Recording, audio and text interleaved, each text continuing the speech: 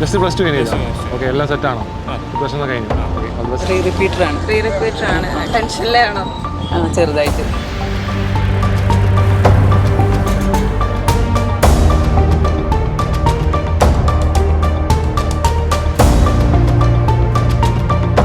ഈ വർഷം ആദ്യമായിട്ട് ഇതാണോ? ഓക്കെ, എങ്ങനെ പ്രിപ്പറേഷൻ എങ്ങനെ പോയി? ഓക്കെ, ഏറ്റവും ടഫായിട്ടുള്ള സബ്ജക്റ്റ് ഏതാ?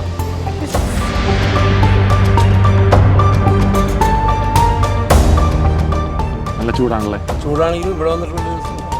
ഒരു ബാത്റൂമിൽ പോകാനൊക്കെ നമ്മളൊക്കെ രാവിലെ വന്നതാണ്. ടെൻഷൻ അടിച്ച് പോരാണല്ലോ. മനസ്സിലുള്ള ചൂടുകൊണ്ട്. മനസ്സിന്റെ ചൂടുകൊണ്ട്. ഓക്കെ, ഏത് ഇൻസ്റ്റിറ്റ്യൂഷനിലാണ് റിപ്പീറ്റ് ചെയ്തത്? ബേസിലാണല്ലേ?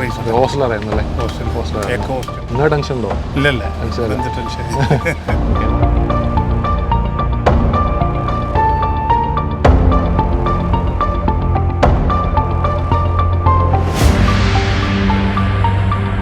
മോനാണ് അവിടെ എക്സാം. പിന്നെ മുന്നേ ആരെങ്കിലും MBBS സെക്കൻഡ് ഇയർ ആണ്.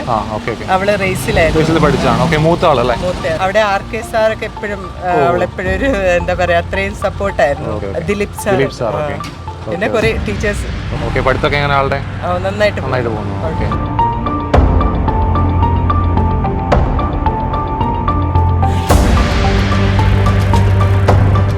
ഫ്രണ്ട്സൊക്കെ കൂടിയിട്ട് ഇങ്ങനെ ഒരു സംഭവം തുടങ്ങാനുള്ള ഒരു കാരണം എന്തായിരുന്നു? എന്തുകൊണ്ടാണ് തുടങ്ങിയത്? ഇപ്പോൾ നീറ്റ് പരീക്ഷയുള്ള കാര്യം അറിയാം അല്ലേ?